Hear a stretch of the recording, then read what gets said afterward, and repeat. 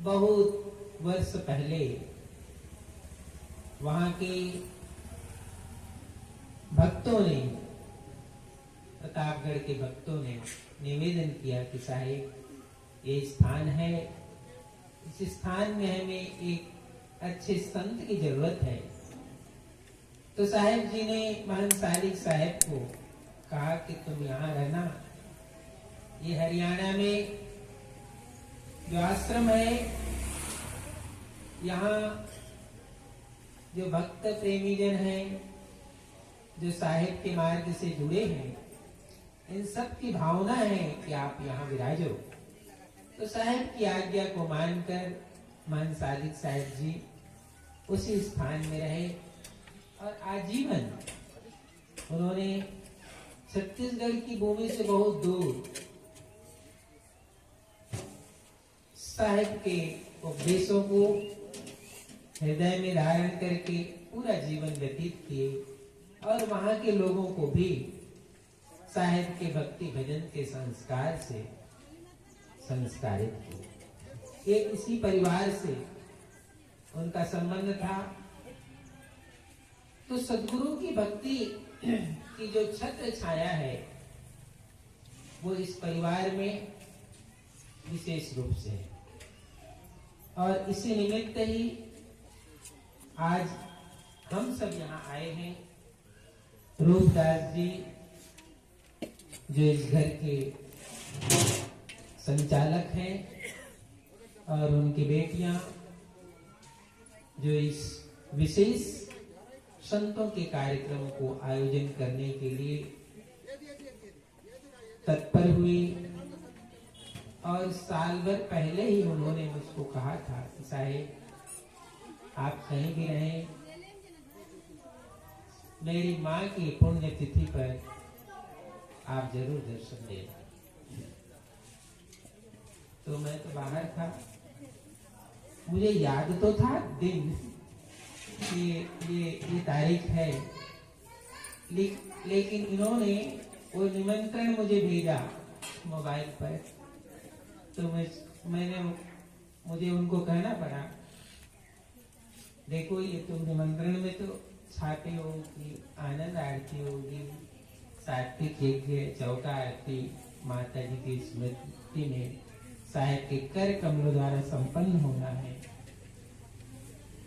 मैंने उनको कहा कि देखो कि मैं केवल आऊंगा क्योंकि साल भर पहले तुमने मुझको कहा था कि मेरी माँ की पुण्यतिथि में आना है, साहब जरूर आऊंगा मैं, और मेरे आना ही सब पूजा मान लेना।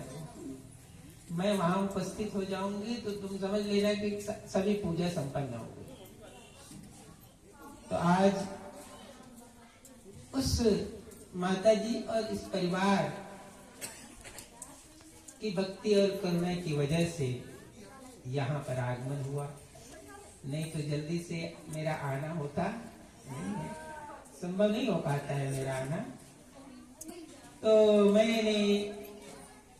मुझे जो स्मरण था माता जी का संकल्प और इस परिवार का संकल्प, उसके वजह से हम सब यहाँ आज इस रूप में उनकी स्मृति में, और जैसे कि हमारे विशाल साहब जी ने उन माता जी के बारे में बताया, क्योंकि चर्चा उन्हीं के निमित्त ये आयोजन हुआ है। तो जो उन्होंने कबीर साहब के चरणों में आकर, हर कबीरपंथी यदि स्वयं को कबीरपंथी समझता है, कबीर साहब का अनुयायी मानता है, तो उसकी एक धारा तो होनी चाहिए, और वह ऐसी धारा होनी चाहिए जो अविरत धारा जिसको कहते हैं, जो सूखती नहीं है। भक्ति भाव भादो नदी सभी चले उतराए, और सरिता सोई सराइए जो जेठ मास, सरिता सोई सराइए। तो साहब कहते हैं भक्ति भी ऐसी होनी चाहिए जो अविरत प्रवाहित है। क्या सुख है, क्या दुख है, क्या संसार का इधर है, क्या संसार का उधर है, ये तो जीवन में चलता ही रहेगा। लेकिन जिस भक्ति की धारा को सद्गुरु ने हमारे हृदय में उतार दिया है, वो धारा कभी सूखती नहीं है। ऐसे स्वरूप की वो माता जी है। जो भी समय परिस्थितियां जो भी रही, लेकिन हमारी जो निष्ठा है, भावना है, अपने सद्गुरु के चरणों के प्रति है, उनके वाणी वचनों के प्रति है, वो बहती है, अहर्निश बहती है, अविरल बहती रहती है। साहब कहते हैं वो भक्ति पूरी है। और अधूरी भक्ति क्या होती है? विरह की बोधी लाकड़ी, ये साखी में है। विरह की बोधी लाकड़ी, सच्चे और धुंधवाए, और दुख से तभी बाँचियो जब सकलो जल जाए। जो साहेब की भक्ति प्राप्त करने के बाद भी तौलते रहते हैं, ऐसा नहीं हुआ कि ये हुआ कि वो हुआ, ऐसा मन तौलता रहता है ना। थोड़ा सा कुछ हो गया, थोड़ा सा भी कुछ भी विपरीत हो गया, तो हम झट से वहीं उतर जाते हैं, साहेब ने मेरी रक्षा क्यों नहीं की, साहेब मेरा क्यों नहीं सुनते। तो साहेब कहते ये विरह तो है, लेकिन विरह अभी पका नहीं है। विरह क्या है? वो पका नहीं है। और जब विरह पका नहीं होता है तो कभी ऊपर चला जाता है और कभी नीचे उतर जाता है। विरह पका हुआ हो। तो साहेब ने जो उदाहरण दिया वो आपके घर का उदाहरण दिया। विरह की वो दी लाकड़ी। अब तो गैस में भोजन बनता है सबके घर, पहले चूल्हे में लकड़ी से भोजन बनाया जाता। तो माताएं जब लकड़ी जलाती तो वो पहले से देख कर लाती लकड़ी सूखी है कि नहीं, और सूखी लकड़ी होती तो भोजन भी ठीक से बन जाता। उस लकड़ी के जलने से आंच भी ठीक होता और लकड़ी पूरी जल जाती। लेकिन यदि कोई सूखी ना मिले, आधा कच्ची मिल गए, तो वो ठीक से जलती भी नहीं, भोजन भी ठीक से नहीं बनता, उसमें धुआं ही धुआं निकलता। साहेब कहते हैं भक्ति भी यदि पकी नहीं है तो जैसे आधा कच्ची जो लकड़ी है वो धुआं देती है, जलती नहीं है, वैसे भक्ति यदि पकी नहीं है तो तुम्हें कभी ऊपर ले जाती है और कभी तुम्हें नीचे पटक देती है। भक्ति पकी होनी चाहिए, भक्ति पकी होनी चाहिए। तो साहब कहते हैं दुख से तभी बाँचियो जब सकलो जल जाए। ये दुख जो विचार का है, संशय का है और भय का, इस जगत में भय का ही दुख बड़ा है। भय का दुख बड़ा है। मन यदि भय से भर गया तो हमेशा दुख है। मन जब निर्भय हो गया तो वो दुख से पार हो गया। साहब कहते हैं निर्विकार निर्भय तुही और सकल भय मान, और सब पर तेरी साहेबी और तुम पर साहेब। वो मन भय से मुक्त है, वो मन भय से बाहर हो। तो जिस सद्गुरु के चरणों में बैठकर एक बहुत बड़ी बात यह है कि चरणों में बैठकर निर्भय होना और ज्ञान के अहम से निर्भय होना, ये दोनों बहुत फर्क पड़ता है। चरणों में बैठकर निर्भय होना ये भक्ति का मूल है। ये भक्ति का ये कहने का तात्पर्य यह है कि जब भक्ति के मार्ग पर समर्पण आता है, सेवा आता है, तो हम उस चरणों में बैठकर निर्भय हो जाते, सभी चीजों से निर्भय हो जाते। और इसीलिए संतों ने, भक्तों ने एक सूत्र कहा, मेरा मुझ में कुछ नहीं, अब जो कुछ है सो तेरा। अभी साहब कह रहे थे ना, धर्मदास साहब के पास 56 करोड़ की संपत्ति, 10 रुपया तो छूटता नहीं, 56 करोड़ कौन छोड़ देगा? 56 करोड़ कौन छोड़ देगा? है? ये उपदेश करना अलग बात, ये छोड़ दो, वो छोड़ दो, ऐसा छोड़ना और छूट जाना अलग बात। छोड़ना और छूट जाने में बड़ा फर्क है। धर्मदास साहब के जीवन से वो 56 करोड़ की संपत्ति अपने आप छूट गई, उसको छोड़ना ही नहीं पड़ा।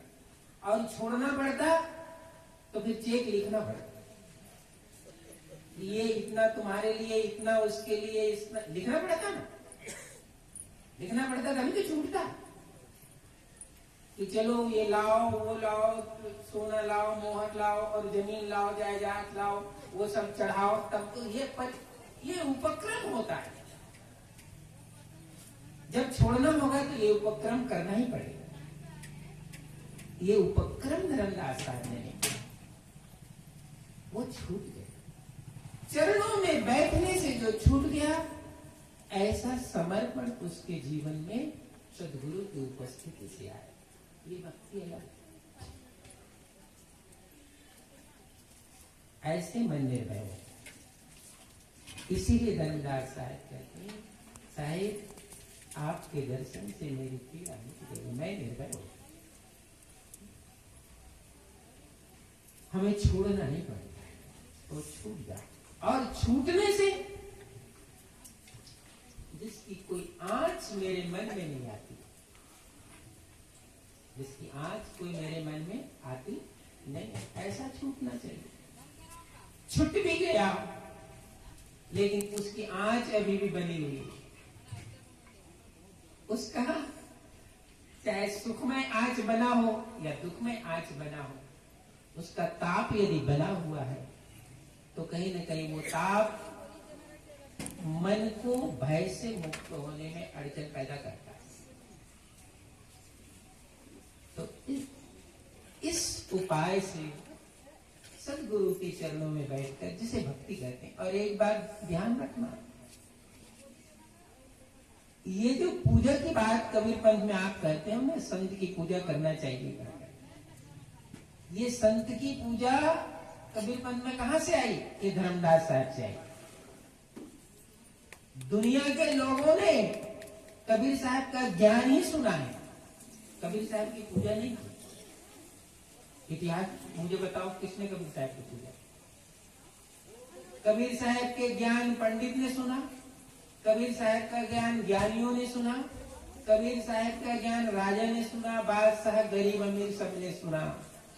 कबीर साहब पूजा के योग्य है, ये किसी ने दर्शन किया तो वो धर्मदास साहब ने दर्शन किया, और दूसरे की हिम्मत नहीं। आज जो कबीर पंथ में संत गुरु की पूजा होती है, उसकी शुरुआत किसने की? वो केवल धर्मदास साहब।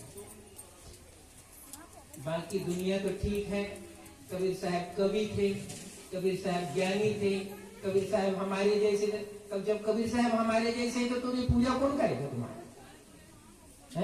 तुम्हारी पूजा कौन करेगा? ये केवल धर्मदास साहब ने देखा कि कबीर समर्थ पुरुष है, साहब कबीर बंदी छोड़ है, समर्थ पुरुष है, इसलिए उनकी पूजा उन्होंने। आए संत को आदर दीजिए, चरण दो ये चरणामृत लीजिए। ये किसने किया? ये केवल धर्मदास साहब। लेकिन आज हम भूल गए, आज यो हम भूल गए कि कबीर पंथ में संतों महंतों की जो भी पूजा होती है, इसकी शुरुआत धर्मदास साहब। ज्ञान तो सभी ने सुना कबीर साहब, लेकिन कबीर साहब भी पूजा के योग्य हैं, इसको किसी ने साबित किया तो वो धर्मदास साहब। वो किसने किया? धर्मदास साहब। वहां से तो ये जो अनुराग है, जो सब छूट जाता है, सब निर्भय हो जाता है, हम निर्भय हो जाते हैं, ऐसा जो भाव है, ये साहिब के मार्ग की भक्ति का है। और जब भक्ति आती है तो ज्ञान और वैराग्य, जिस साधन से ज्ञान और वैराग्य चाहिए, क्या वैराग्य के बिना धन छूट सकता है? ठीक है, मैं मानता हूं कि कबीर साहब सदगृहस्थ पंथ में, लेकिन मुझे ये बता दो कि बिना वैराग्य के धन छूटेगा? वैराग्य के बिना धन नहीं छूट सकता। वैराग्य चाहिए ही चाहिए, मन को वैराग्य चाहिए, परिवार को छोड़ने के लिए भी वैराग्य चाहिए, तभी तो तुम साधु बनो। वैराग्य को छोड़ने के लिए भी चाहिए। तो कबीर साहब कहें परिवार को छोड़ देने वाले के पीछे भी एक चीज लगी रहती है। वो क्या? वो साहब कहते हैं, संतों माया तजी न जाई, संतों माया तजी न जाई, गिरी तज के बिस्तर बांधा, बिस्तर तज के फेरी, अजून माया घेरी, कह दिया।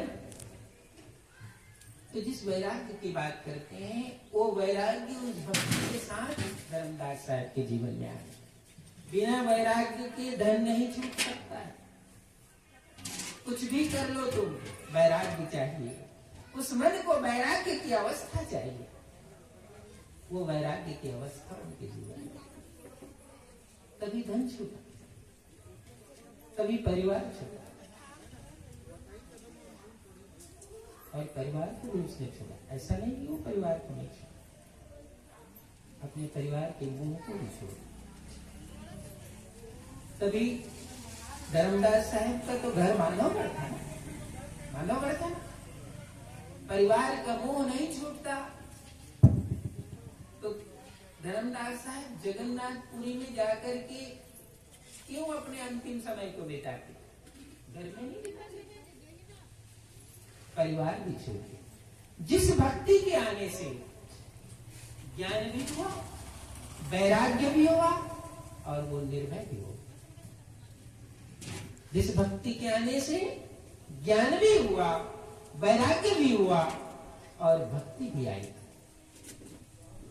ये है धर्मदास साहब की परंपरा की ताकत। ये है उस संत परंपरा की ताकत। बाकी दुनिया में जाकर ढूंढो, कबीर साहब का ज्ञान तो राजनीतिक व्यक्ति भी सुनाता है मंच पर, समझे? साहित्यकार भी साहित्य लिख देता है, सब कुछ कर देते हैं कबीर साहब के ज्ञान से। रिसर्च इतना होता है कि तुम पुस्तकों की गिनती नहीं कर सकते। लेकिन कबीर साहब मुक्ति के दाता थे। इसको जानने के लिए जिस समर्पण की जरूरत थी वो केवल धर्मदास साहब में थी कि मेरे सदगुरु बंदी छोड़े, इनकी कृपा से मेरा बंधन टूटा है। ये भक्ति आज जिस माता जी की स्मृति में हम यहाँ आए हैं वो उसी परंपरा की भक्ति है कि संत आए, उनका आदर सम्मान हो, मेरे परिवार उनकी सेवा कर सके।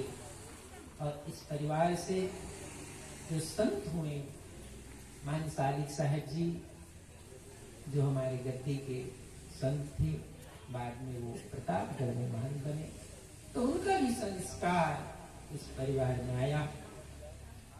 और आप का ये छत्तीसगढ़ की भूमि तो कबीर साहब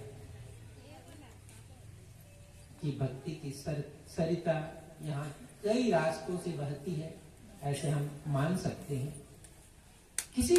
किसी राज्य में हो सकता है एक आध नदी बहती हो कबीर साहब की भक्ति की, यहाँ तो कई नदियां बहती है कबीर साहब की भक्ति। ये गौरव, ये सौभाग्य आपके छत्तीसगढ़ की भूमि को है। लेकिन यदि इतनी नदियां बहती है तो नदियां यदि सूखी हो तो एक नदियां दूसरे तरफ बह रही है, यदि वो जल से भरी हो तो तुमसे ताकतवर हो गया वो, क्योंकि वहां नदियां एक ही बह रही है लेकिन उसमें जल जल है।